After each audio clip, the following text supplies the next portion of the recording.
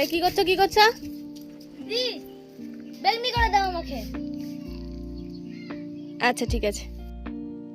ভাইয়ের আবদার বেগুনি খাবে, আর তাই দেখছি গাছ থেকে নিজে নিজেই বেগুন চুরি করতে চলে গেছে।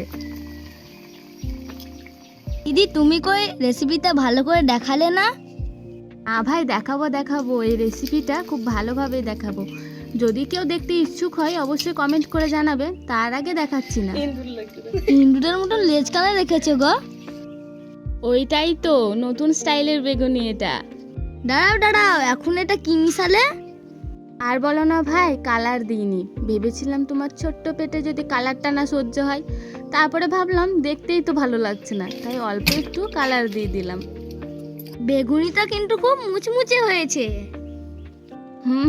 দাঁড়াও আরও একটা বেগুনি ভেজে দিই তোমার জন্যে।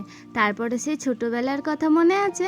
তোমার তো এখন ছোটবেলা, তবে আমাদের ছোটবেলার সময় ওই নিউজ পেপারে দিয়ে বেগুনির ওপরে অল্প একটু বিট লবণ দিয়ে বিক্রি করতো। তো সেই ছোটবেলাটাকেই আমি তোমাকে দেখাবো, চলো। বেগুনিটা দেয়া মাত্র ফুলে গেল কেন? এই তো আর একটা কারণ জিজ্ঞেস করলে ভালো।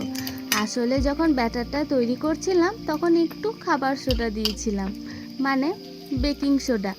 তো সেটা দেওয়ার কারণেই বেগুনিটা ফুলে যায়। তবে বেশি দিয়ে দিবে না কিন্তু কখনো, বেশি দিয়ে দিলে একদম লাল লাল হয়ে যায়। পুরো দোকানের মতন বেগুনি রেডি।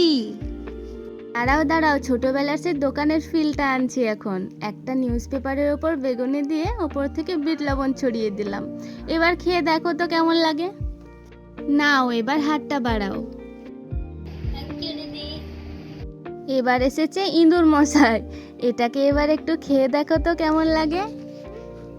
ওয়াও, ইন্দুর দেখি খেয়ে কেমন। দারুণ লাগলো খেতে, ফাটাফাটি। ভিডিওটা ভালো লাগলো অবশ্যই লাইক, শেয়ার এবং ফলো করে দেবেন।